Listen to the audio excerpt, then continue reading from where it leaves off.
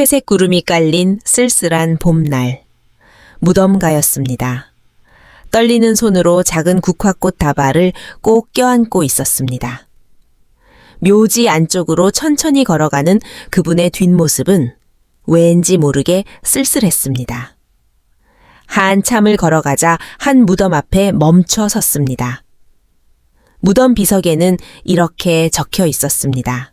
김재민의 묘, 1975년 2020년. 사랑하는 아들의 이름이었습니다. 김정호 회장은 무릎을 꿇고 떨리는 손으로 국화꽃을 조심스럽게 내려놓았습니다. 아들아, 못난 아비가 이제야 왔다. 목소리가 떨렸습니다. 4년 만이구나. 아버지가 너무 늦었지. 평생 일만 하다가 정작 중요한 것들을 다 놓쳐버렸다. 눈가에 눈물이 맺히기 시작했습니다. 너를 이해하지 못했고 내 마음도 몰라줬고 바로 그때였습니다. 뒤에서 들려온 맑고 어린 목소리. 여긴 우리 아빠 무덤이에요. 깜짝 놀라 돌아본 김정호 회장. 10살쯤 된 소년이 초라한 차림으로 서 있었습니다. 해진 옷차림에 달아빠진 운동화. 하지만 눈빛만은 맑고 순수했습니다. 소년의 얼굴을 보는 순간 김 회장의 가슴이 철렁 내려앉았습니다. 그 눈빛 속에서 젊은 시절 아들, 재민의 모습이 그대로 겹쳐 보였던 것입니다. 똑같은 이마, 똑같은 코, 똑같은 입술. 너 누구냐?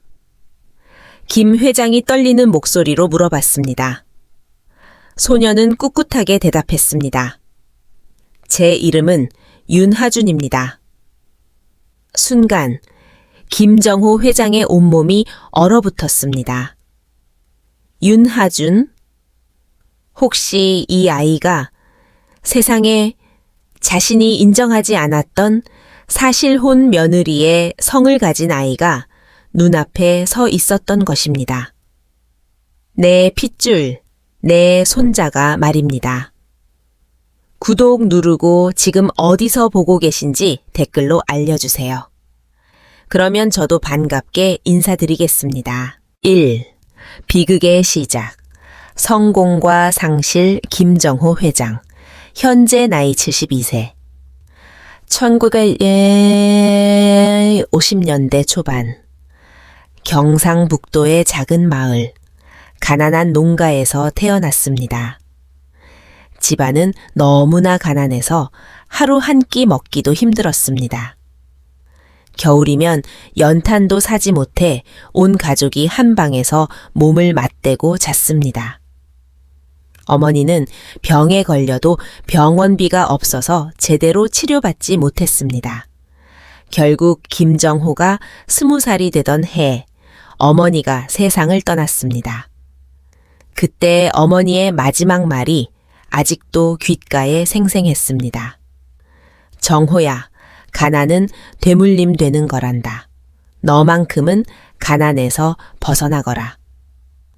그날 김정호는 굳게 다짐했습니다. 돈만 있으면 이런 일은 없을 것이다. 나는 절대 가난하게 살지 않겠다. 군대를 제대한 후 서울로 올라온 그는 모든 걸 걸고 사업을 시작했습니다. 중고 트럭 한 대를 사서 레미콘 운송업을 시작한 것이었습니다. 새벽 4시에 일어나서 밤 12시까지 일했습니다. 비가 와도 눈이 와도 하루도 쉬지 않았습니다. 가난을 벗어나야 한다. 그 생각 하나로 온몸이 부서져라 일했습니다. 그런 노력 끝에 작은 레미콘 회사가 점점 커져갔습니다. 트럭 한 대가 10대가 되고 10대가 100대가 되었습니다. 1990년대에는 중경건설회사로 성장했습니다. 하지만 그 과정에서 잃어버린 것들이 너무 많았습니다. 가정은 늘 뒷전이었습니다. 아내가 첫 아이를 유산했을 때도 중요한 계약 때문에 병원에 가지 못했습니다.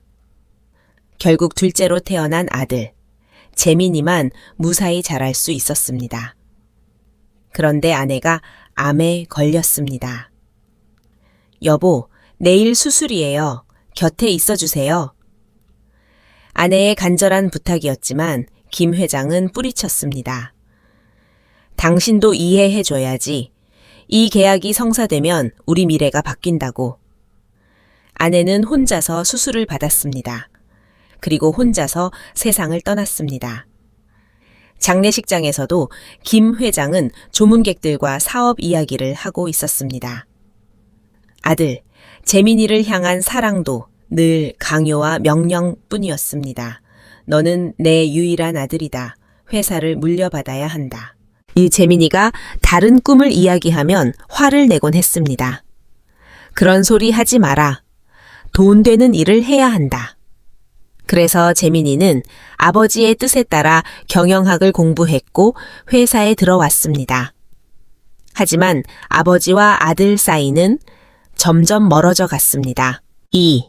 금지된 사랑과 비극적인 죽음. 그런 재민이에게도 사랑이 찾아왔습니다. 대학교 3학년 때 만난 여학생 지수였습니다. 간호학과를 다니던 지수는 재민이에게 첫사랑이었습니다. 지수는 어려운 집안 형편에도 늘 밝고 긍정적이었습니다. 재민이는 그런 지수에게 깊이 빠져들었습니다. 지수야, 나와 결혼하자. 두 사람은 진심으로 사랑했습니다. 졸업 후에는 사실혼 관계로 살면서 작은 행복을 꿈꿨습니다. 2014년에는 아들까지 낳았습니다. 바로 하준이었습니다. 재민이는 아들을 보며 세상에서 가장 행복해 했습니다. 지수야, 우리 아들이 이렇게 예쁠 수가 없다. 하지만 김 회장은 이 사실을 알고도 인정하지 않았습니다. 간호사 출신이 무슨 며느리냐? 체면이 말이 되나? 김 회장은 아들에게 다른 여자와의 결혼을 강요했습니다. 바로 이수민이었습니다.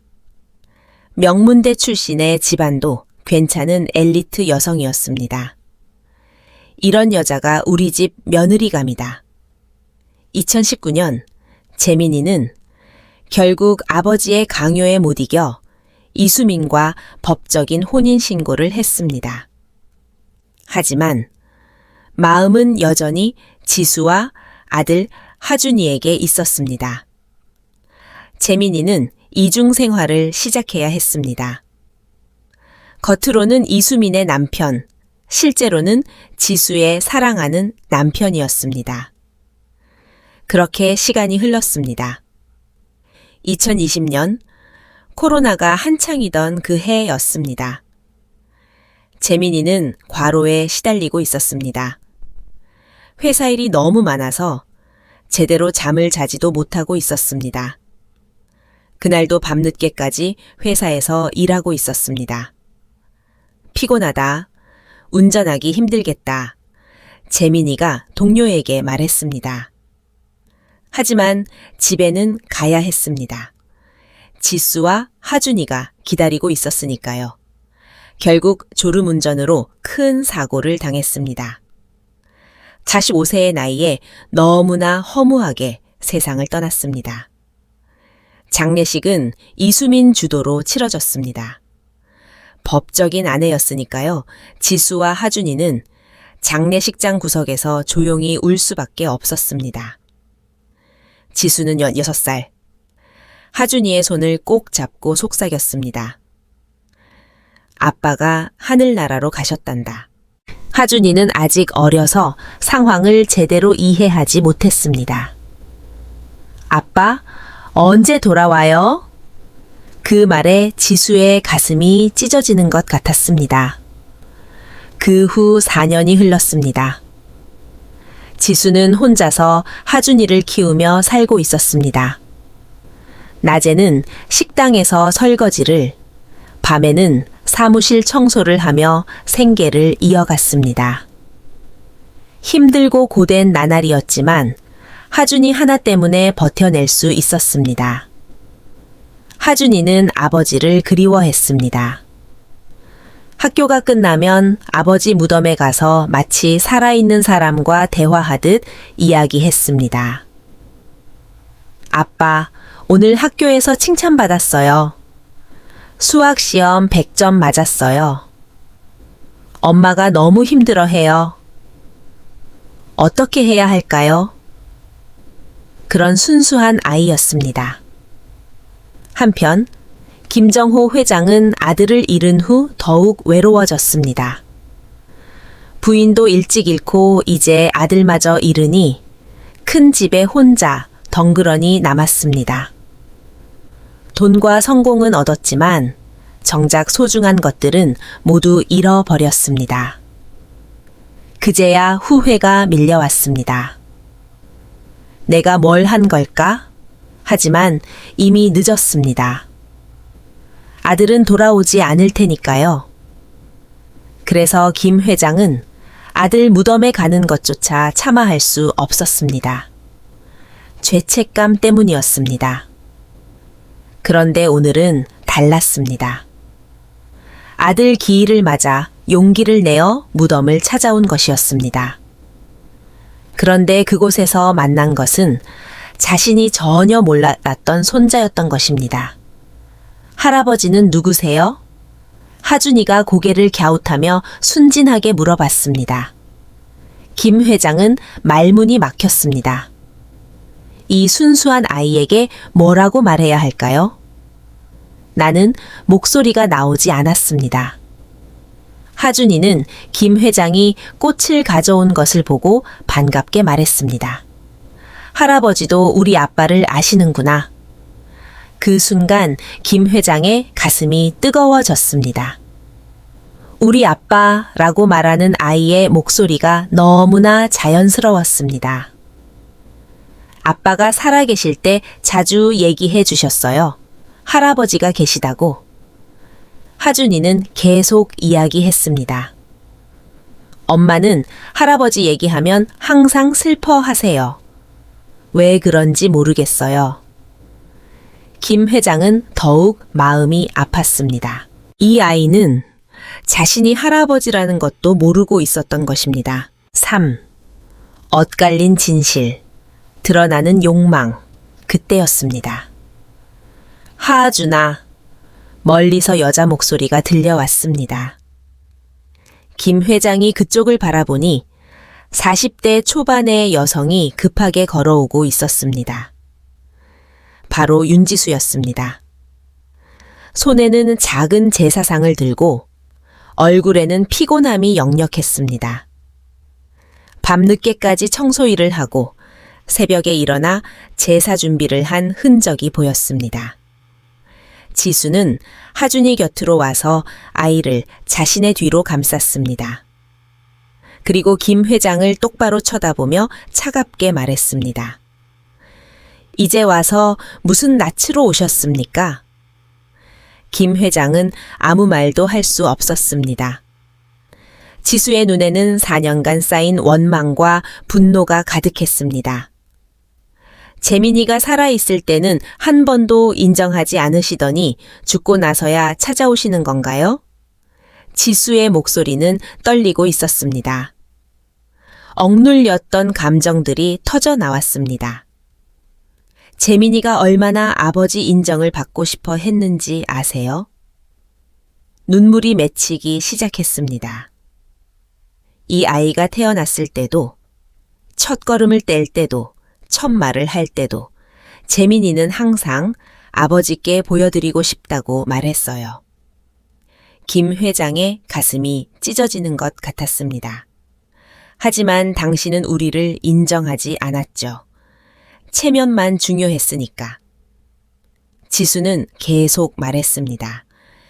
이 아이가 할아버지라고 부르고 싶어 했을 때도 안 된다고 말릴 수밖에 없었어요. 하준이는 엄마와 할아버지 사이에 차가운 기류를 느끼고 있었습니다. 엄마, 이분이 정말 할아버지예요? 순진한 질문에 지수는 더욱 마음이 아팠습니다. 하준아, 그냥 아빠를 아시던 분이야. 김 회장은 고개를 숙일 수밖에 없었습니다. 지수의 말이 모두 맞았으니까요. 바로 그때 또 다른 목소리가 들려왔습니다. 어머, 이게 웬일이에요?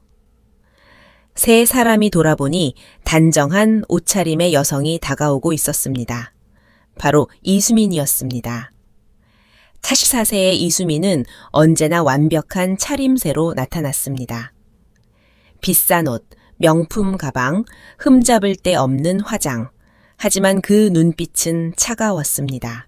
이수민은 지수와 하준이를 위아래로 훑어보며 냉소적으로 웃었습니다. 아버님, 여기 계셨군요. 김 회장에게는 공손하게 인사했지만 지수를 보는 시선은 싸늘했습니다. 그런데 이분들은 왜 여기 계시죠? 이수민의 말투에는 가시가 돋쳐 있었습니다. 지수는 이수민을 보며 분노를 참으려 했습니다. 우리는 재민이를 그리워해서 온 겁니다. 이수민이 비웃듯 말했습니다. 그리워하시다니요? 법적으로 재민이의 가족은 저예요. 목소리가 점점 날카로워졌습니다. 이분들은 그냥 남이잖아요? 하준이가 이수민의 말을 듣고 상처받은 표정을 지었습니다. 남이라니, 저희가 남이에요? 아이의 순수한 질문에 이수민은 더욱 차갑게 말했습니다. 호적에도 없는 아이를 손자라고 부르실 겁니까? 지수는 아이를 보호하듯 더욱 단단히 감쌌습니다. 서류 한 장이 사람의 마음을 대신할 수는 없어요. 재민이가 진짜로 사랑한 건 우리였어요. 그리고 이 아이는 재민이의 피를 받은 진짜 아들이에요. 이수민의 얼굴이 차갑게 굳었습니다. 사실 이수민도 5년간의 결혼 생활 내내 재민이가 자신을 사랑하지 않는다는 걸 알고 있었습니다. 형식적인 부부관계, 차가운 집 분위기, 밤마다 늦게 들어오는 남편, 모든 게 고통스러웠습니다. 하지만 법적 지위만은 확실했습니다. 그것이 이수민에게는 유일한 무기였습니다. 이수민의 목소리가 독하게 변했습니다. 법적으로 인정받지 못한 아이가 뭘 어쩌겠다는 거예요? 그 순간 하준이가 큰 충격을 받았습니다.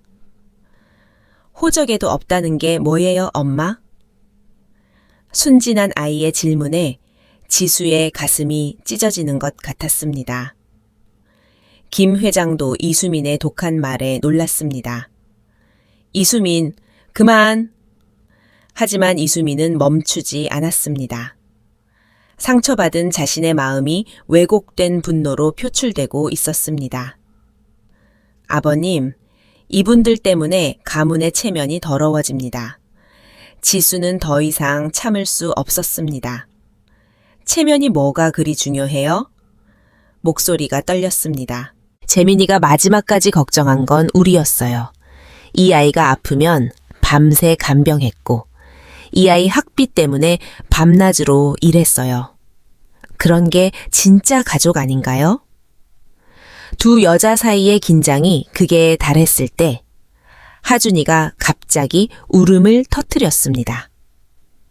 아빠! 아이는 아버지 무덤에 엎드려 울면서 말했습니다. 아빠, 저희가 잘못한 게 뭐예요? 왜 사람들이 저희를 싫어해요? 저는 정말 아빠 아들이 맞나요? 그 모습을 본 김 회장이 가슴이 먹먹해졌습니다. 이 순수한 아이가 무슨 잘못이 있단 말인가? 내 욕심과 고집 때문에 이런 순수한 아이까지 상처받고 있었던 것입니다. 지수는 아이를 안고 김 회장을 마지막으로 쳐다봤습니다. 회장님, 이제 정말 끝입니다. 다시는 저희 앞에 나타나지 마세요. 이 아이가 더 이상 상처받지 않게 해주세요. 지수는 하준이의 손을 잡고 무덤을 떠났습니다. 하준이는 뒤돌아보며 할아버지를 바라봤습니다. 그 눈빛에는 원망보다는 그리움이 담겨 있었습니다. 이수민은 만족한 듯 미소를 지었습니다. 잘하셨어요, 아버님. 저런 사람들과 엮이시면 안 되죠. 하지만 김 회장은 떠나는 지수와 하준이의 뒷모습을 바라보며 처음으로 깊은 혼란에 빠졌습니다. 과연 자신이 옳은 일을 하고 있는 걸까? 저 아이의 눈빛에서 왜 재민이가 보이는 걸까? 저 여인의 아픔이 왜 이렇게 가슴에 와닿는 걸까? 김 회장은 아들 무덤 앞에 혼자 남겨져 깊은 생각에 잠겼습니다. 4. 드러나는 진실과 새로운 의심. 그날 밤 김 회장은 잠을 이루지 못했습니다.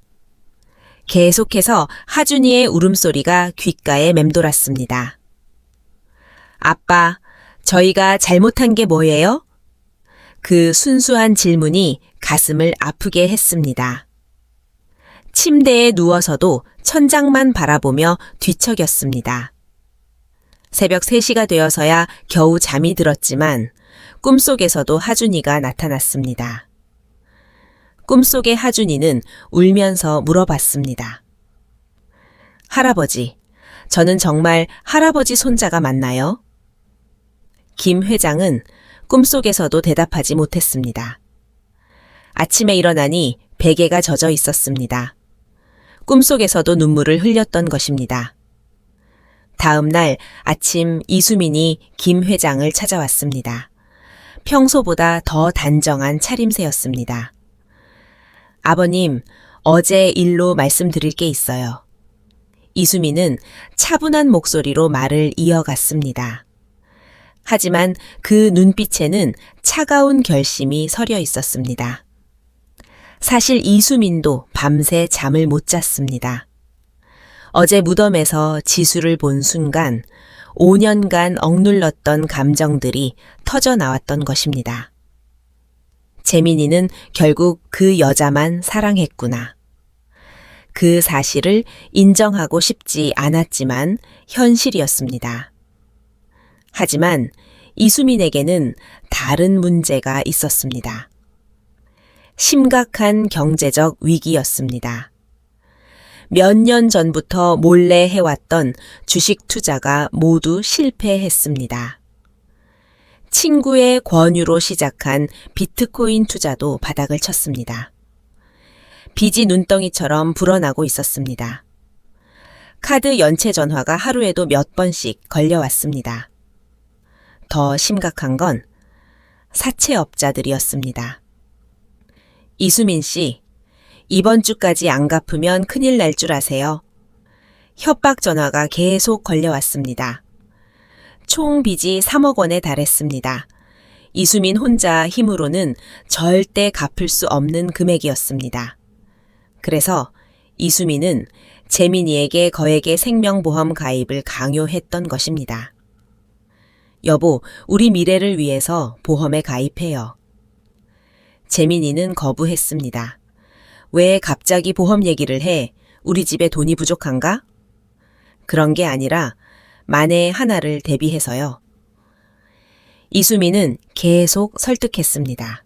결국 재민이는 억지로 보험에 가입할 수밖에 없었습니다. 수익자는 당연히 이수민이었습니다. 그리고 그날 밤 운명의 날이 왔습니다. 재민이는 회사에서 너무 피곤해했습니다. 오늘은 정말 운전하기 힘들 것 같아. 동료들도 걱정했습니다. 부장님, 대리운전 부르시죠? 하지만 이수민이 회사로 찾아왔습니다. 여보, 집에 가요. 너무 피곤해. 대리운전 부를게. 재민이가 말했지만 이수민은 강요했습니다. 무슨 소리예요? 집이 얼마나 가깝다고? 이수민은 차 열쇠를 재민이 손에 억지로 쥐어줬습니다. 빨리 가요. 재민이는 어쩔 수 없이 운전대를 잡았습니다. 그리고 그날 밤 졸음운전으로 인한 교통사고가 일어났습니다. 재민이는 그 자리에서 세상을 떠났습니다. 이수민은 병원에서 재민이의 죽음을 확인했습니다. 하지만 그녀의 눈에서는 눈물이 나오지 않았습니다. 오히려 마음 한구석에서는 안도감이 들었습니다. 이제 빈 문제는 해결됐어. 생명보험금이 10억 원이었습니다. 빚을 갚고도 충분히 남는 금액이었습니다. 그리고 재민이의 재산, 상속까지 받으면 완전히 새로운 인생을 시작할 수 있었습니다. 하지만 문제가 있었습니다. 장례식장에서 재민이의 유언장을 발견했던 것입니다. 모든 재산을 지수와 하준이에게 상속한다는 내용이었습니다.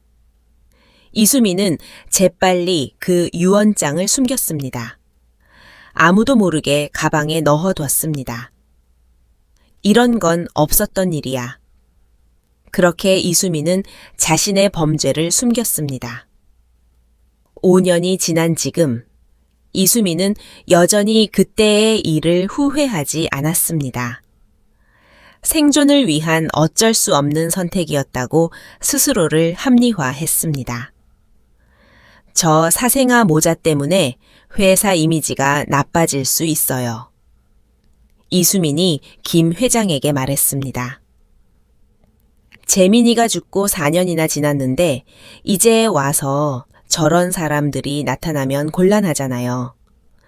김 회장은 무겁게 입을 열었습니다. 그래도 그 아이는 재민이의 아버님, 이수민이 김 회장의 말을 끊었습니다. 법적으로 재민이의 아내는 저예요. 이 목소리가 떨렸습니다. 상속권도 재산권도 모두 제가 갖고 있어요. 저 사람들이 끼어들 자리는 없어요. 이수민의 목소리에는 차가운 계산과 함께 깊은 절박함도 섞여 있었습니다. 사실 이수민은 지금도 경제적으로 불안한 상태였습니다. 보험금과 재민이의 재산으로 당분간은 버틸 수 있지만 사치스러운 생활 때문에 돈이 빠르게 줄어들고 있었습니다. 만약 지수와 하준이가 상속권을 주장한다면 자신의 미래가 위험해질 수 있었습니다. 바로 그때 이수민의 핸드폰이 울렸습니다. 또 채권자의 전화였습니다. 이수민 씨, 이번 주까지 안 갚으면 큰일 날 줄 아세요? 이수민은 황급히 전화를 끊었지만 김 회장이 그 모습을 보고 있었습니다. 무슨 일이냐? 김 회장이 물어봤습니다. 아무것도 아니에요. 이수민이 당황하며 대답했습니다. 만약 저들이 계속 나타나서 유산 문제를 제기하면 어떻게 하실 거예요? 이수민의 목소리에는 절박함이 묻어 나왔습니다. 김 회장은 깊은 생각에 빠졌습니다. 그동안 회사와 재산, 그것만 생각하며 살아왔습니다. 하지만 어제 하준이를 보는 순간 뭔가 다른 감정이 솟아올랐습니다. 혈육의 전기였을까요? 아니면 재민이를 향한 그리움이었을까요? 김 회장은 이수민을 유심히 관찰했습니다. 뭔가 숨기는 것이 있는 것 같았습니다. 돈에 대한 집착도 예전보다 심해진 것 같고 지수와 하준이를 대하는 태도도 너무 차가웠습니다. 혹시 이 여자가 뭔가 숨기고 있는 건 아닐까? 김 회장의 마음속에 의심의 씨앗이 싹트기 시작했습니다. 아들의 일기장, 충격적인 고백. 다음 날 김 회장은 재민이의 방을 찾았습니다. 이수민이 재촉하는 서류 문제 때문에 마음이 복잡했습니다. 결정을 내리기 전에 아들의 흔적을 한 번 더 느끼고 싶었습니다. 4년 동안 그대로 둔 방이었습니다. 문을 열 때마다 가슴이 아팠지만 오늘은 달랐습니다. 뭔가 답을 찾고 싶었습니다. 김 회장은 무거운 마음으로 방문을 열었습니다. 재민이가 쓰던 책상, 옷장, 침대, 모든 것이 그대로 있었습니다. 책상 위에는 재민이가 마지막으로 읽던 책이 놓여 있었습니다. 좋은 아버지가 되는 법. 그 책 제목을 보는 순간 김 회장의 가슴이 뜨끔했습니다. 재민이는 죽기 전까지도 좋은 아버지가 되려고 노력하고 있었던 것입니다. 김 회장은 책상 서랍을 열어봤습니다. 첫 번째 서랍에는 회사 관련 서류들이 정리되어 있었습니다.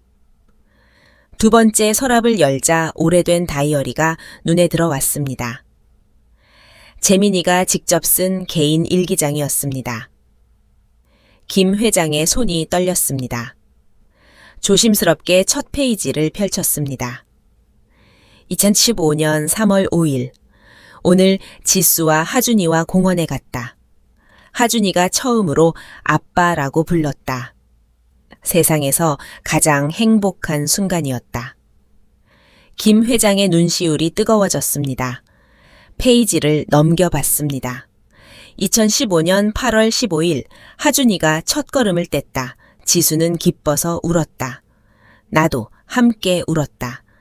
이런 소소한 행복이 진짜 행복인 것 같다. 계속 읽어 내려갔습니다. 2017년 12월 29일. 크리스마스인데 아버지는 또 일 때문에 집에 계시지 않는다. 나는 지수와 하준이와 함께 크리스마스를 보냈다. 하준이가 산타 할아버지에게 편지를 썼다. 할아버지가 우리를 사랑해 주셨으면 좋겠어요 라고 적어 놓았다. 그 구절을 읽는 순간 김 회장의 눈에서 눈물이 흘러내렸습니다. 2020년 1월 1일 새해 소망. 언젠가 아버지께서 지수와 하준이를 인정해 주셨으면 좋겠다. 우리가 진짜 가족이라는 걸 알아주셨으면 좋겠다. 2020년 5월 5일 어린이날. 하준이와 함께 놀이공원에 갔다. 하준이가 물어봤다. 아빠, 왜 할아버지는 저를 안 만나주세요? 뭐라고 대답해야 할지 몰랐다. 김 회장은 더 이상 읽을 수가 없었습니다. 손이 너무 떨렸습니다. 2020년 8월 15일 하준이가 유치원에 입학했다. 아버지께 말씀드리고 싶었지만 차마 못했다. 언젠가는 당당하게 소개해드리고 싶다. 아버지, 이 아이가 제 아들입니다. 아들입니다라고. 그때 마지막 페이지에 적힌 글이 눈에 들어왔습니다. 날짜는 2020년 10월 20일. 재민이가 사고로 세상을 떠나기 단 일주일 전이었습니다. 요즘 너무 피곤하다. 일이 많아서 잠을 제대로 못 잔다. 혹시 나에게 무슨 일이 생기면 지수와 하준이가 걱정이다. 아버지께 간절히 부탁드린다. 언젠가 하준이를 지켜주세요. 그 아이는 제 전부입니다. 지수도 혼자서는 너무 힘들 것 같습니다. 아버지, 늦었지만 이제라도 가족이 되어주세요. 저는 아버지를 사랑합니다. 그리고 지수와 하준이를 사랑합니다. 이 세 사람이 제 전부입니다. 김 회장은 다이어리를 가슴에 꼭 안고 오열했습니다. 재민아, 미안하다. 아버지가 너무 잘못했다. 그동안 얼마나 큰 오해를 하고 있었던 걸까요? 재민이는 진심으로 지수와 하준이를 사랑하고 있었습니다. 그리고 마지막 순간까지 그들을 걱정했습니다. 그럼에도 불구하고 자신을 원망하지 않고 사랑한다고 말했습니다. 김 회장은 더욱 울었습니다. 이 개인적인 일기를 통해 아들의 진심을 알게 된 것도 가슴 아픈데 아들이 정식 유언장도 써놨을지도 모른다는 생각이 들었습니다. 다이어리는 사적인 기록이지만 혹시 법적인 문서도 남겨놨을 수 있지 않을까? 김 회장은 서랍을 더 자세히 뒤져봤습니다. 하지만 그런 문서는 찾을 수 없었습니다. 아마 다른 곳에 보관해뒀거나 누군가에게 맡겨뒀을 가능성이 높았습니다. 그날 밤 김 회장은 처음으로 깊이 후회했습니다. 자신의 고집과 체면 때문에 얼마나 많은 것들을 놓쳤는지 깨달았습니다. 재민이가 진심으로 사랑한 사람들을 왜 인정하지 못했을까요? 돈과 성공이 그렇게 중요했을까요? 김 회장은 다이어리를 다시 펼쳐봤습니다. 아버지, 언젠가 하준이를 지켜주세요. 재민이의 간절한 부탁이 가슴을 뭉클하게 했습니다. 그리고 결심했습니다. 이제라도 아들의 부탁을 들어줘야겠다. 이수민의 서류 따위는 찢어버리겠다. 이수민의 몰락. 다음 날 아침 김 회장은 이수민에게 전화를 걸었습니다. 이수민, 어제 그 서류 말인데. 아버님, 결정하셨나요? 이수민의 목소리에는 기대감이 섞여 있었습니다. 그 서류는 받을 수 없겠네. 네? 무슨? 하준이는 내 손자야. 재민이의 아들이고 내 핏줄이야. 김 회장의 목소리는 단호했습니다. 그리고 지수는 재민이가 진심으로 사랑한 여자야. 법이 뭐가 중요한가? 마음이 더 소중해. 이수민은 당황했습니다.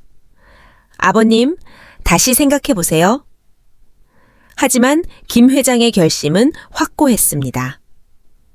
재민이의 일기를 읽은 후 모든 것이 달라졌습니다. 그날 밤 김 회장은 잠들 수 없었습니다. 재민이의 일기를 읽고 나니 모든 것이 달라 보였습니다. 창밖을 바라보며 과거를 떠올렸습니다. 가난한 농가 아들로 태어나 어머니는 병원비가 없어서 제대로 치료받지 못하시고 돌아가셨습니다. 어머니의 마지막 말이 아직도 귓가에 생생했습니다. 정호야, 가난은 대물림하는 거란다. 너만큼은 가난에서 벗어나거라. 그날 김정호는 다짐했습니다. 오직 성공만을 꿈꾸며 달렸습니다. 하지만 그 과정에서 잃어버린 것들이 너무 많았습니다. 김 회장의 눈에서 눈물이 흘러내렸습니다. 미안해, 정말 미안해. 아내의 장례식에서도 조문객들과 사업 이야기를 하고 있었던 자신이 떠올랐습니다. 아들 재민이도 마찬가지였습니다. 재민이가 대학에 입학했을 때 김 회장은 해외 출장 중이었습니다. 아버지, 대학교에 합격했어요. 그래, 고생했다. 아버지는 지금 바쁘니까 나중에 이야기하자. 재민이의 기쁜 마음을 함께 나누지 못했습니다. 재민이가 회사에 들어와서 일할 때도 김 회장은 더 큰 성공만 꿈꾸고 있었습니다. 아들이 무엇을 원하는지, 어떤 꿈을 가지고 있는지 관심이 없었습니다. 너는 내 아들이니까 내 뜻을 따라야 한다.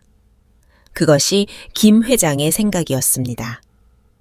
재민이가 지수를 사랑한다고 말했을 때도 단호하게 반대했습니다. 그런 여자는 안 된다. 우리 집안 체면에 맞지 않는다. 재민이의 간절한 부탁도 들어주지 않았습니다. 아버지, 지수는 정말 좋은 사람이에요. 한 번만 만나보세요. 안 된다고 했잖아. 그런 소리 다시 하지 마라. 그 결과 재민이는 이중 생활을 해야 했습니다. 얼마나 힘들었을까요? 사랑하는 여자와 아이가 있으면서도 당당하게 소개하지 못하는 심정이. 김 회장은 재민이의 다이어리를 다시 펼쳐봤습니다. 아버지를 사랑합니다. 재민이는 끝까지 자신을 원망하지 않았습니다. 오히려 사랑한다고 말했습니다. 그 말이 더욱 가슴을 아프게 했습니다. 내가 뭘 한 거지? 내가 뭘 한 거야? 김 회장은 혼자서 중얼거렸습니다. 평생 추구해온 성공, 그것이 뭐가 그리 중요했을까요? 돈을 많이 벌고 큰 회사를 만드는 것이 가족보다 중요했을까요? 이제 와서 후회해도 늦었습니다. 재민이는 돌아오지 않을 테니까요. 하지만 재민이의 아들 하준이는 아직 살아 있었습니다. 재민이가 그토록 지켜달라고 부탁했던 하준이가 말입니다. 김 회장은 결심했습니다. 이제라도 할아버지 역할을 해보자. 재민이의 마지막 부탁을 들어주자. 한편 이수민은 김 회장의 거절에 큰 충격을 받았습니다. 계획이 완전히 틀어진 것이었습니다. 채권자들의 독촉은 날로 심해지고 있었고 시간은 얼마 남지 않았습니다. 이수민은 급하게 다른 방법을 찾기 시작했습니다. 먼저 재민이의 회사 동료들을 찾아가기 시작했습니다. 혹시 김 회장의 마음을 돌릴 수 있는 정보가 있는지 알아보려 했습니다. 재민이와 함께 일했던 김 과장을 만났습니다. 재민이 얘기 좀 들어보고 싶어서요. 이수민이 정중하게 말했습니다. 아, 그러셨군요. 부장님, 정말 좋은 분이셨죠? 김 과장이 대답했습니다. 혹시 재민이가 평소에 가족 얘기 많이 해댔나요? 이수민이 조심스럽게 물어봤습니다.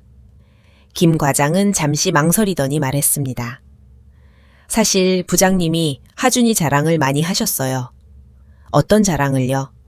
아들이 그림을 잘 그린다고 하시고 공부도 잘한다고 하시고. 김 과장이 계속했습니다. 우리 하준이는 천재야. 이렇게 말씀하시곤 했죠. 이수민의 얼굴이 굳었습니다. 결혼한 부부 사이에서 남편이 다른 여자아이 자랑을 했다는 것입니다. 그런데 김 과장이 조심스럽게 말을 이어갔습니다. 부장님이 돌아가시던 날 이상한 일이 있었어요. 이수민의 심장이 뛰기 시작했습니다. 무슨 일이요? 그날 부장님이 너무 피곤해 하셨거든요. 며칠째 제대로 못 주무신 것 같았어요. 김 과장이 회상했습니다. 그래서 제가 부장님, 오늘은 일찍 들어가세요 라고 했죠. 이수민은 긴장하며 들었습니다. 그런데 부장님이 너무 피곤해서 운전하기 힘들 것 같다고 하시면서 김 과장이 이수민을 바라보며 말했습니다. 그때 이수민 씨가 나타나셨잖아요. 이수민의 얼굴이 새파랗게 변했습니다. 저는 그냥 집에 가자고 한 것뿐이에요. 그런데 부장님이 정말 힘들어 하시는데 억지로 운전하라고 하시더라고요. 김 과장의 말에 이수민은 당황했습니다. 그건 그런 게 아니었어요. 하지만 김 과장은 계속 말했습니다. 저희가 대리운전 부르자고 했는데 이수민 씨가 반대하셨죠. 집이 가까운데 무슨 대리운전이냐고 하시면서요. 이수민의 손이 떨렸습니다. 그날의 일들이 하나씩 드러나고 있었습니다. 그리고 김 과장이 더욱 조심스럽게 말했습니다. 장례식장에서도 이상한 일이 있었어요. 무슨 일이요? 이수민의 목소리가 떨렸습니다. 부장님 책상 서랍에서 나온 서류들을 이수민 씨가 급하게 가져가시더라고요.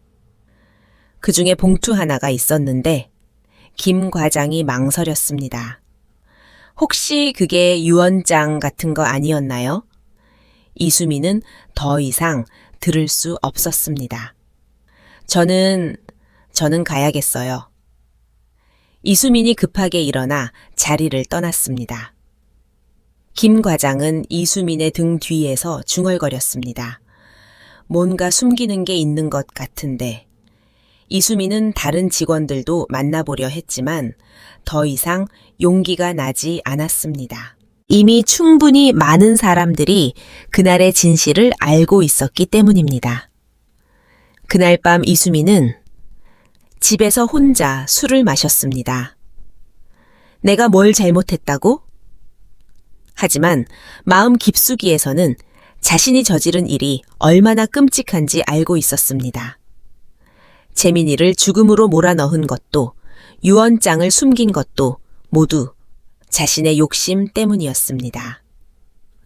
며칠 후 이수민은 김 회장을 다시 찾아갔습니다. 아버님, 다시 한번 생각해 보시면 안 될까요? 이미 말했잖아. 내 마음은 바뀌지 않아. 김 회장이 단호하게 말했습니다. 하지만 법적으로는 법이 전부가 아니야. 김 회장이 이수민을 날카롭게 쳐다봤습니다. 너는 정말로 재민이를 사랑했니? 갑작스러운 질문에 이수민이 당황했습니다. 물론이죠, 아버님. 저는 재민이의 아내였어요. 아내, 서류상으로만. 김 회장의 눈빛이 더욱 날카로워졌습니다. 재민이 마음속에는 다른 사람들이 있었어. 그리고 너는... 김 회장이 잠시 멈춘 후 말했습니다. 재민이가 죽던 날 밤 정확히 뭘 했느냐? 이수민의 얼굴이 하얗게 질렸습니다. 무슨 말씀이세요? 회사 사람들이 다 봤다고 하더군. 재민이가 운전하기 싫다고 했는데 억지로 강요했다고. 이수민은 더 이상 변명할 수 없었습니다. 아버님, 그건... 그리고 유언장도 네가 숨겼다며? 김 회장의 목소리가 점점 차가워졌습니다. 이수민은 절망했습니다. 모든 것이 드러나고 있었습니다. 이제 그만 포기해라. 김 회장이 최후 통첩을 내렸습니다. 더 이상 소용없는 일이야. 이수민은 김 회장에게 등을 돌린 채 집으로 돌아갔습니다. 그녀의 모든 계획은 무너지고 있었습니다. 하지만 이수민은 아직 포기하지 않았습니다. 마지막 카드가 하나 더 남아 있었으니까요. 그날 밤 이수민의 눈에는 위험한 빛이 번뜩였습니다. 7. 정의의 승리와 진정한 가족. 며칠 후 김 회장은 중요한 결심을 했습니다. 회사 창립 기념일 행사에서 하준이와 윤지수를 정식으로 소개하기로 한 것이었습니다. 이제라도 늦지 않았다. 재민이의 가족을 당당하게 인정하겠다. 김 회장은 지수에게 전화를 걸었습니다. 지수야, 내 말 좀 들어봐. 무슨 일이세요? 지수는 차가운 목소리로 대답했습니다. 회사 행사에 와주게 하준이도 함께 중요한 얘기가 있어. 지수는 망설였습니다. 또 상처받을 일이 생기는 건 아닐까? 아니야. 이번엔 다르다. 약속한다. 김 회장의 진심 어린 목소리에 지수는 마음이 흔들렸습니다. 하준이가 옆에서 말했습니다. 엄마가요. 할아버지가 부르시잖아요. 결국 지수는 하준이와 함께 회사로 향했습니다. 행사장은 많은 사람들로 북적였습니다. 임직원들과 협력업체, 관계자들이 모여 있었습니다. 김 회장은 단상에 올라 마이크를 잡았습니다. 오늘 여러분께 소개할 사람이 있습니다. 모든 사람들이 주목했습니다. 제 아들 재민이의 가족입니다. 김 회장이 지수와 하준이를 단상으로 불렀습니다. 지수는 떨리는 마음으로 하준이의 손을 잡고 단상에 올랐습니다. 이분은 윤지수, 그리고 이 아이는 윤하준입니다. 재민이가 진심으로 사랑했던 가족이고 이제는 제 가족이기도 합니다. 청중들 사이에서 웅성거림이 일었습니다. 하지만 바로 그때였습니다. 뒤쪽에서 이수민이 갑자기 일어났습니다. 잠깐만요. 이수민의 목소리가 행사장을 가르며 울려 퍼졌습니다. 모든 사람들이 이수민을 바라봤습니다. 이수민은 천천히 단상으로 걸어가며 차가운 목소리로 말했습니다.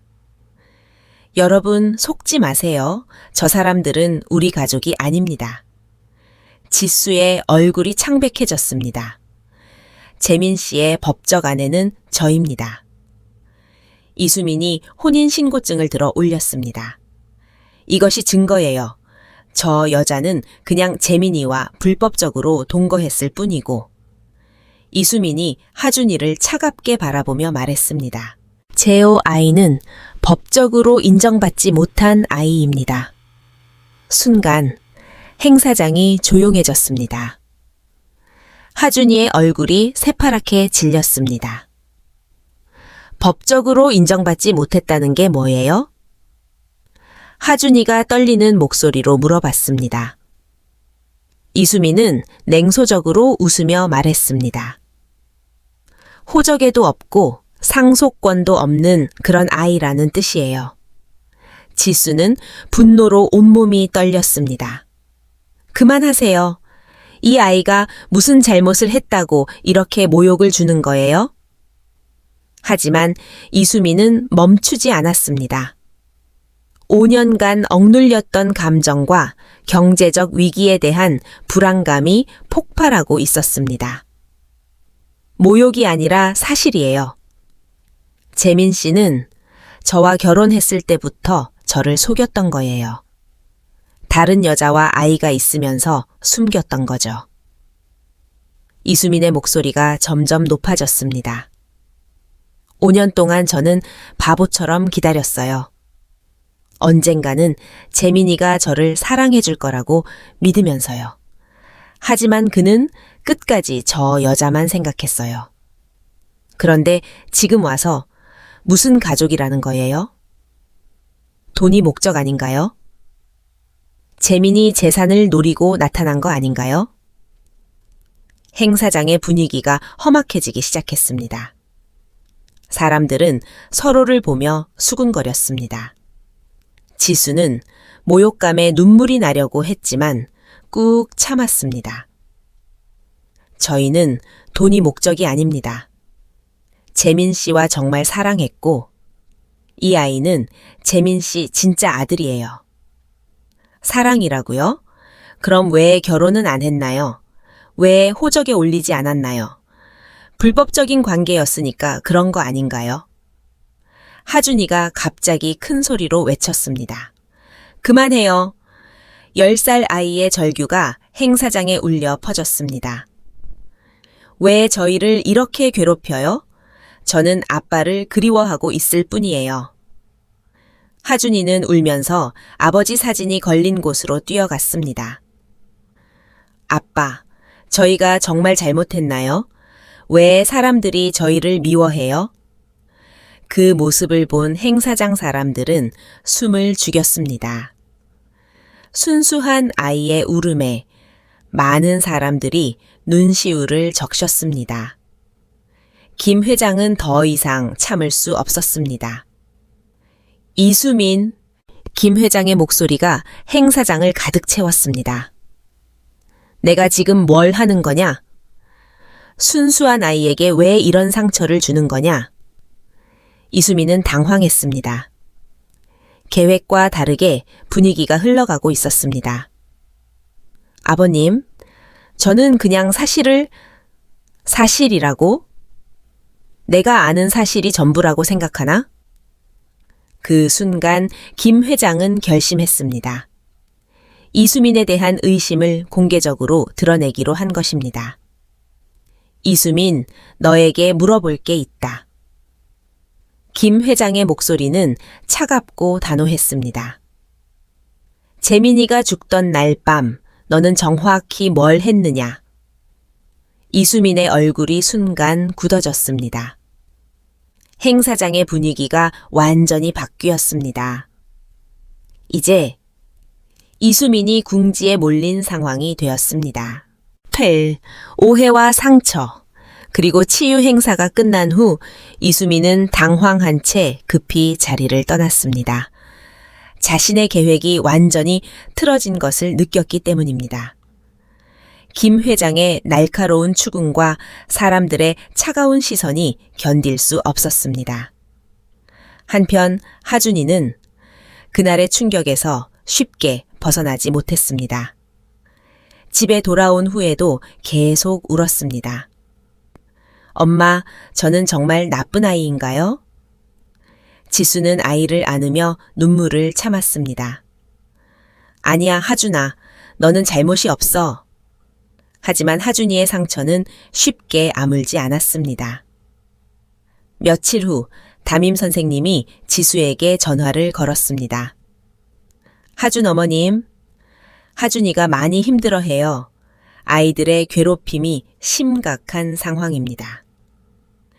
지수는 마음이 무거웠습니다. 선생님, 어떻게 해야 할까요? 전학을 고려해 보시는 게 어떨까요? 새로운 환경에서 다시 시작하는 게 하준이에게 좋을 것 같아요. 지수는 고민에 빠졌습니다. 전학을 가려면 돈이 많이 필요했습니다. 이사 비용, 전학 비용, 모든 것이 부담이었습니다. 하지만 아이를 위해서는 해야 할 것 같았습니다. 그날 밤 지수는 하준이와 진지한 대화를 나눴습니다. 하준아, 정말 전학하고 싶니? 하준이는 고개를 끄덕였습니다. 네, 엄마.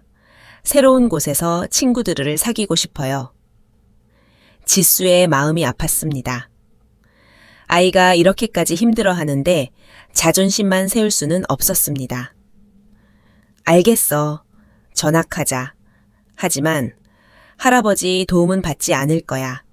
엄마가 알아서 할게. 하준이는 걱정스럽게 물어봤습니다. 엄마, 혼자 할 수 있어요? 물론이지. 엄마가 누군데? 하지만 지수도 막막했습니다. 전학 비용, 이사 비용, 모든 게 만만치 않았습니다. 그래도 아이를 위해서는 해내야 했습니다. 김 회장은 지수의 결정을 듣고 복잡한 심정이었습니다. 도움을 주고 싶지만 거절당한 이 방법이 없었습니다. 그때 김 회장은 좋은 아이디어를 떠올렸습니다. 지수 몰래 도움을 주되 지수가 알아차리지 못하게 하는 것이었습니다.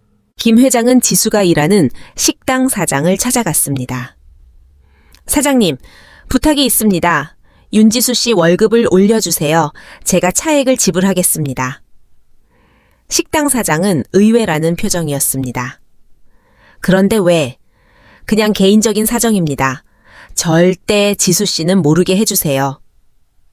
이런 식으로 김 회장은 여러 곳에서 지수를 몰래 도왔습니다. 하지만 지수는 여전히 모르고 있었습니다. 그날 밤 윤지수는 재민이의 옛 친구 박현준에게서 예상치 못한 전화를 받았습니다. 박현준은 재민이와 대학 동기였고 재민이가 죽기 전까지 가장 가까운 친구였습니다. 지수야, 급한 일이 있어서 연락했어. 박현준의 목소리는 긴장되어 있었습니다. 무슨 일이에요? 재민이 관련해서 중요한 걸 찾았어. 지수의 심장이 빨라졌습니다. 뭘 찾았는데요? 전화로는 말하기 어렵고 직접 만나서 얘기할 게 정말 중요한 거야. 다음 날 저녁 지수는 박현준을 만났습니다. 조용한 카페에서였습니다. 박현준은 조심스럽게 봉투 하나를 꺼냈습니다. 이거야. 지수가 봉투를 열자 재민이의 친필이 적힌 문서가 나왔습니다. 공증을 받은 정식 유언장이었습니다. 지수는 손이 떨렸습니다. 이게 뭐예요? 한 달 전에 써놓은 유언장이야. 재민이가 유언장을 공증받을 때 내가 증인으로 참석했어. 그때 재민이가 만약을 대비해서 정본 하나를 나한테 맡겼거든. 혹시 나에게 무슨 일이 생기면 지수에게 전해달라고 했거든. 지수는 유언장을 조심스럽게 펼쳤습니다. 재민이의 마지막 뜻이 적혀 있었습니다. 모든 재산을 지수와 하준이에게 상속한다는 내용, 그리고 마지막 줄에는 섬뜩한 내용이 있었습니다. 혹시 내가 부자연스러운 죽음을 맞게 된다면 철저히 조사해달라. 지수는 충격을 받았습니다. 이 부분은 뭔가요? 박현준이 심각한 표정으로 말했습니다. 재민이가 뭔가를 걱정하고 있었어. 이수민에 대해 불안해하고 있었거든. 박현준이 목소리를 낮추며 계속했습니다. 재민이가 그러더라. 요즘 이수민이 이상해. 거액 생명보험에 가입하라고 자꾸 재촉한다고. 지수는 온몸에 소름이 돋았습니다. 그리고 재민이가 죽던 날 나한테 마지막 전화를 했어. 박현준의 표정이 더욱 어두워졌습니다. 현준아, 뭔가 이상해. 너무 피곤해서 운전하기 싫다고 했는데 이수민이 자꾸 재촉한다고. 지수는 분노와 충격으로 말을 잇지 못했습니다. 만약 정말 그렇다면 이수민은 고의로 재민이를 죽음으로 몰아넣은 것일지도 모릅니다. 이 유언장을 김 회장님께 보여드려야 할 것 같아. 박현준이 조심스럽게 말했습니다. 그리고 경찰에도 신고를 생각해 봐야 해. 지수는 유언장을 가슴에 꼭 안았습니다. 재민아, 끝까지 우리를 지켜주려고 했구나. 그날 밤 지수는 잠을 이루지 못했습니다. 재민이의 유언장과 박현준의 증언이 계속 머릿속을 맴돌았습니다. 이제 진실을 밝혀낼 결정적 증거가 생겼습니다. 다음 날 지수는 김 회장에게 급히 연락했습니다. 회장님, 만날 수 있을까요? 정말 급한 일이 있어요. 김 회장은 즉시 달려왔습니다. 지수는 재민이의 유언장을 보여줬습니다. 김 회장은 유언장을 보고 깜짝 놀랐습니다. 이게 재민이가 정말로 쓴 거야? 네, 공증까지 받은 정식 유언장이에요. 김 회장의 눈시울이 뜨거워졌습니다. 재민이가 끝까지 너희를 생각했구나. 지수가 박현준으로부터 들은 이야기를 자세히 전했습니다. 재민이의 마지막 전화, 이수민의 이상한 행동, 생명보험 가입 강요까지. 김 회장의 표정이 점점 굳어졌습니다. 역시 내 의심이 맞았어. 무슨 의심이요? 김 회장이 최근 이수민에게서 느낀 위화감에 대해 설명했습니다. 돈에 대한 집착이 너무 심했어. 그리고 재민이 사고 이후 태도가 이상했지. 마치 예상했던 일인 것처럼 행동했어. 지수는 온몸이 떨렸습니다. 만약 정말 그렇다면 그날 저녁, 아직 확실하지는 않아. 김 회장이 신중하게 말했습니다. 하지만 의심스러운 정황들이 너무 많아. 그날 저녁 김 회장은 혼자 집에서 깊은 생각에 잠겼습니다. 재민이의 유언장 내용이 계속 머릿속을 맴돌았습니다. 윤지수와 윤하준이를 지켜주세요. 이 두 사람이 제 전부입니다. 그 간절한 부탁이 가슴을 찔렀습니다. 김 회장은 그동안 자신이 저지른 일들을 하나씩 떠올려 봤습니다. 재민이가 지수를 소개하고 싶어 했을 때 단호하게 거절했던 일. 하준이가 태어났다는 소식을 들었을 때도 외면했던 일. 재민이가 마지막까지 자신을 사랑한다고 말했는데도 냉정하게 돌아섰던 일. 내가 뭘 한 거지? 김 회장은 혼자 말을 중얼거렸습니다. 아들이 그토록 간절히 부탁한 일을 왜 들어주지 않았을까? 이제 와서야 후회가 밀려왔습니다. 재민이의 유언장을 보니 아들의 진심이 더욱 명확해졌습니다.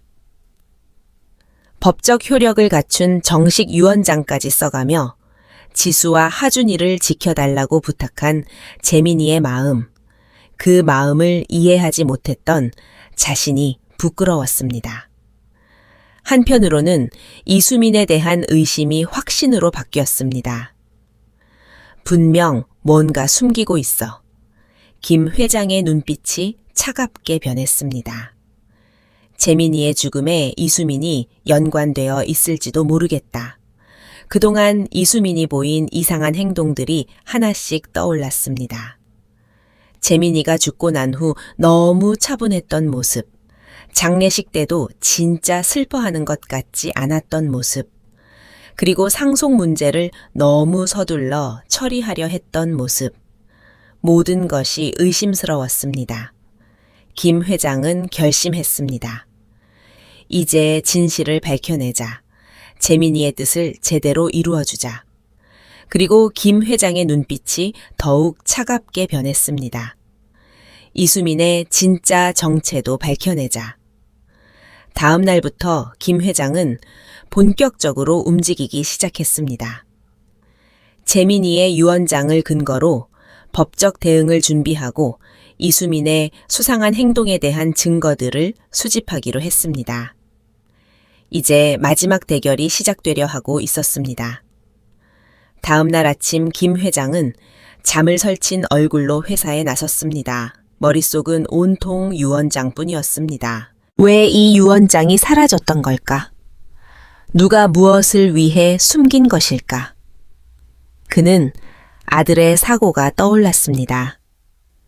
졸음운전, 그게 정말 전부였을까? 불길한 예감이 가슴 깊숙이 파고들었습니다. 김 회장은 옛 직원을 불러냈습니다. 회색 머리칼, 주름진 얼굴의 남자가 조심스럽게 앉았습니다. 그날 재민 부장 사고에 대해 뭐 들은 게 없나? 직원은 한동안 망설이다 숨을 내쉬었습니다. 회장님, 그날 사고는 단순치 않았습니다. 부장님이 운전을 거부했습니다. 너무 피곤하다며 쉬겠다고 했지요. 그런데 이수민 씨가 차 열쇠를 억지로 쥐어줬다고 들었습니다. 김 회장의 손이 부르르 떨렸습니다. 뭐라고? 그게 사실이냐? 직원은 고개를 끄덕였습니다. 저도 직접 본 건 아니지만 사람들이 다 그렇게 말했습니다. 그리고 장례식장에서 유언장이 사라진 것도 사람들이 수군거렸습니다. 이수민 씨가 가져갔다고 저는 그렇게 들었습니다. 순간 김 회장의 시야가 흐릿해졌습니다. 손끝이 싸늘해지고 가슴은 쿵쿵 뛰었습니다. 단순한 사고가 아니었습니다. 누군가의 욕심이 아들을 죽음으로 몰았다는 섬뜩한 의심. 김 회장은 주먹을 불끈 쥐었습니다. 이제 더는 묵과하지 않겠다. 늙은 눈빛은 격렬히 불타올랐습니다. 그날 밤 김 회장은 아들의 영정 앞에 무릎 꿇었습니다. 아들아, 아버지가 이제라도 내 억울함을 밝히겠다. 그리고 내 아내와 아들을 내 손으로 지켜주마. 촛불이 일렁이며 방 안을 환히 비췄습니다. 그의 얼굴에는 굵은 눈물이 끊임없이 흘러내렸습니다. 며칠 후 법원에서 상속 심리가 열렸습니다. 법정 안에는 사람들의 시선이 가득했습니다. 윤지수와 윤하준이는 초라한 차림으로 조심스럽게 자리에 앉았습니다. 손에 땀이 배어 아이의 손을 꼭 잡았습니다. 하준이의 얼굴은 창백했습니다. 반대편에는 이수민이 단정한 정장을 입고 당당히 앉아 있었습니다. 그녀의 눈빛은 차갑고 미소는 여유로웠습니다. 이수민 옆에는 유능해 보이는 변호사가 앉아 있었습니다. 재판장이 심리를 시작했습니다. 매언저 이수민 씨 측에서 주장해 보시기 바랍니다. 이수민의 변호사가 일어나 말했습니다. 재판장님, 이 사건은 명확합니다. 이수민 씨는 고 김재민 씨의 법적 배우자로서 모든 상속권을 갖습니다. 변호사는 서류를 제출하며 계속했습니다. 혼인신고증, 가족관계 증명서, 모든 서류가 이를 증명합니다. 반면 저쪽은 변호사가 지수와 하준이를 가리키며 말했습니다. 법적으로 아무런 권리가 없는 사람들입니다. 단순한 동거 관계였을 뿐이고 아이 역시 법적으로 인정받지 못한 상태입니다. 재판장은 고개를 끄덕이며 말했습니다. 그렇다면 상대 측의 주장도 들어보겠습니다. 김 회장이 일어나 유언장을 제출했습니다. 재판장님, 이것은 제 아들 김재민이 직접 작성한 유언장입니다. 재판장이 유언장을 받아보며 물었습니다. 이 유언장의 진위에 대해 확인이 필요합니다. 이수민의 변호사가 즉시 반박했습니다. 재판장님, 저 문서의 진위가 의심스럽습니다. 언제 작성되었는지, 누가 보관하고 있었는지 명확하지 않습니다. 그리고 설사 진짜라 해도 변호사가 목소리를 높였습니다. 법적 절차를 거치지 않은 개인 유언장은 효력이 제한적입니다. 재판장이 말했습니다. 필적 감정을 의뢰하고 증인이 있는지 확인해야겠습니다. 일주일 후에 재개하겠습니다. 첫 번째 심리는 이수민에게 유리하게 끝났습니다. 법정을 나서면서 이수민은 승리의 미소를 지었습니다. 역시 법이 내 편이야. 하지만 김 회장은 포기하지 않았습니다. 지수야, 걱정하지 마. 우리에게는 진실이 있어. 일주일 후 재개된 법정. 이번에는 분위기가 달랐습니다. 재판장이 감정 결과를 발표했습니다. 유언장은 고 김재민 씨의 친필이 맞습니다. 그리고 공증도 받은 상태입니다. 이수민의 얼굴이 굳어졌습니다. 하지만 아직 포기하지 않았습니다. 이수민의 변호사가 일어나 말했습니다. 재판장님, 유언장이 진짜라 해도 몇 가지 문제가 있습니다. 첫째, 작성 당시 고인의 정신 상태가 온전했는지 의문입니다. 둘째, 강압이나 협박에 의해 작성되었을 가능성이 있습니다. 변호사는 계속해서 공격했습니다. 셋째, 법적 배우자인 이수민 씨를 배제한 것은 유류분 침해에 해당합니다. 이수민도 일어나 감정적으로 호소했습니다. 재판장님, 저는 5년간 재민 씨의 법적 아내였습니다. 힘들 때도 아플 때도 옆에서 돌봐줬어요. 그런데 이제 와서 다른 여자와 아이가 모든 걸 가져간다는 게 말이 됩니까? 이수민의 목소리가 떨렸습니다. 저도 재민이를 사랑했어요. 법정 안이 조용해졌습니다. 이수민의 절규에 일부 사람들이 동정심을 보였습니다. 재판장도 고민하는 표정이었습니다. 법적으로는 이수민 씨의 말도 일리가 있습니다. 유류분 권리는 배우자에게 보장되니까요. 윤지수의 얼굴이 절망으로 굳어졌습니다. 하준이는 상황을 정확히 이해하지 못했지만 분위기가 좋지 않다는 건 느낄 수 있었습니다. 엄마, 우리 또 버림받는 거예요? 그 순간이었습니다. 법정 뒤쪽에서 한 남자가 일어났습니다. 바로 박현준이었습니다. 재판장님, 제가 증언하겠습니다. 모든 사람의 시선이 박현준에게 쏠렸습니다. 저는 고 김재민 씨의 대학 동기이자 절친이었습니다. 박현준이 차분하게 말했습니다. 재민이가 이 유언장을 작성할 때 제가 옆에 있었습니다. 아무런 강압이나 협박 없이 자발적으로 썼습니다. 이수민의 얼굴이 창백해지기 시작했습니다. 박현준이 계속 증언했습니다. 그리고 재민이는 저에게 이렇게 말했습니다. 만약 나에게 무슨 일이 생기면 이 유언장을 꼭 법정에 제출해 달라고요. 왜 그런 말을 했는지 이해할 수 없었는데 박현준이 이수민을 바라보며 말했습니다. 이제야 이유를 알 것 같습니다. 재판장이 물어봤습니다. 더 하실 말씀이 있나요? 박현주는 잠시 망설이다가 결정적인 폭탄을 터뜨렸습니다.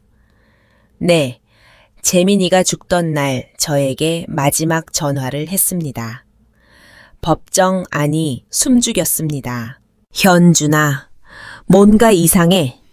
이수민이 자꾸 운전하라고 재촉하는데 너무 피곤해서 운전하기 싫다고 했어요. 이수민이 자리에서 벌떡 일어났습니다. 그건 거짓말이에요. 저는 그런 적 없어요. 하지만 박현주는 침착하게 계속했습니다. 그리고 재민이는 혹시 나한테 무슨 일이 생기면 지수와 하준이를 부탁한다고 말했어요. 마치 무슨 일이 일어날 걸 예감한 것처럼요. 재판장의 표정이 심각해졌습니다. 혹시 고인이 죽음을 예감할 만한 특별한 이유가 있었습니까? 박현준이 이수민을 똑바로 보며 말했습니다. 재민이는 이수민 씨가 거액의 생명보험 가입을 강요한다고 걱정했어요. 그리고 자꾸 돈 얘기만 한다고 불안해했어요. 이제 이수민은 완전히 궁지에 몰렸습니다. 법정 안 사람들의 시선이 차갑게 변했습니다. 재판장이 엄숙하게 말했습니다. 유언장 은닉 혐의에 대해 수사를 의뢰하겠습니다. 이수민은 더 이상 버틸 수 없었습니다. 그녀의 모든 계획이 무너지는 순간이었습니다. 재판장이 최종 판결을 내렸습니다. 유언장의 효력을 인정하며 상속권은 윤지수와 윤하준에게 있습니다. 법정 안에서 박수가 터져 나왔습니다. 윤지수는 하준이를 안고 눈물을 흘렸습니다. 재민아, 고마워. 김 회장도 눈시울을 붉히며 말했습니다. 이제야 정의가 승리했구나. 하지만 이수민은 받아들일 수 없었습니다. 재판장님, 이건 말이 안 됩니다. 저는 5년간 법적 아내였어요. 유류분이라도 있어야 하는 거 아닙니까? 재판장이 차분히 대답했습니다. 유언자의 명확한 의사가 표현된 공증 유언장입니다. 또한 귀하의 유언장, 은닉 행위에 대해서는 별도 수사가 진행될 예정입니다. 이수민의 얼굴이 새파랗게 변했습니다. 법정을 나서면서 이수민은 지수에게 다가왔습니다. 이게 끝이라고 생각해요? 이수민의 눈에 위험한 빛이 섰습니다. 저는 잃을 게 없어요. 끝까지 갈 겁니다. 지수는 하준이를 자신 뒤로 숨겼습니다. 뭘 하려는 거예요? 곧 알게 될 거예요. 이수민이 차갑게 웃으며 돌아섰습니다. 그날 밤 김 회장은 불안했습니다. 이수민의 마지막 말이 계속 신경 쓰였습니다. 지수야, 당분간 조심해야겠어. 이수민이 뭔가 음모를 꾸미는 것 같아. 며칠 후 지수는 이상한 전화를 받았습니다. 윤지수 씨죠? 조심하세요. 이수민이 당신을 해치려고 사람을 고용했어요? 전화가 끊어졌습니다. 지수는 온몸에 소름이 돋았습니다. 급히 김 회장에게 전화를 걸었습니다. 회장님, 이상한 전화가? 즉시 경찰에 신고해. 나도 지금 간다. 그날 밤 이수민의 마지막 발악이 시작됐습니다. 경찰이 도착하자마자 수상한 남자 2명이 지수 집 근처에서 체포됐습니다. 이수민이 돈을 주고 협박하라고 시켰다고 자백했습니다. 다음 날 이수민이 긴급 체포됐습니다. 협박 교사 및 유언장 은닉 혐의로 체포합니다. 이수민은 끝까지 발악했습니다. 증거가 어디 있어요? 다 거짓말이에요. 하지만 증거는 충분했습니다. 며칠 후 이수민의 재판이 열렸습니다. 검사가 기소 내용을 발표했습니다. 피고인은 고인의 유언장을 고의로 은닉하고 허위 상속 신청을 했습니다. 또한 피해자들을 협박하려 했습니다. 이수민의 변호사가 최후 변론을 했지만 소용없었습니다. 재판장이 최종 판결을 선고했습니다. 피고인 이수민에게 유언장 은닉, 상속 사기, 협박교사 혐의로 징역 3년을 선고합니다. 법정 안에서 안도의 한숨이 나왔습니다. 이수민은 마지막까지 저주의 말을 내뱉으며 끌려갔습니다. 하지만 아무도 돌아보지 않았습니다. 재판이 끝난 후 김 회장은 지수와 하준이를 정식으로 가족으로 맞아들였습니다. 호적 정리를 마치고 하준이의 성도 김하준으로 바뀌었습니다. 3개월 후 이수민은 결국 유언장 은닉 및 협박교사 혐의로 구속되었습니다. 검찰 수사 결과 이수민이 재민이의 유언장을 고의로 숨기고 허위 상속 신청을 했음이 드러났습니다. 또한 지수 일가를 협박하려 했던 사실도 밝혀졌습니다. 이수민은 끝까지 자신의 죄를 인정하지 않았습니다.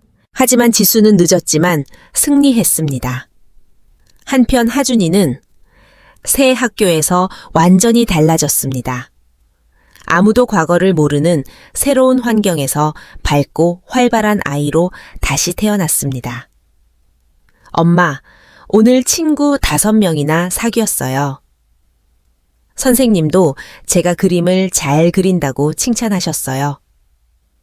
지수는 아이의 밝은 모습을 보며 눈물을 흘렸습니다.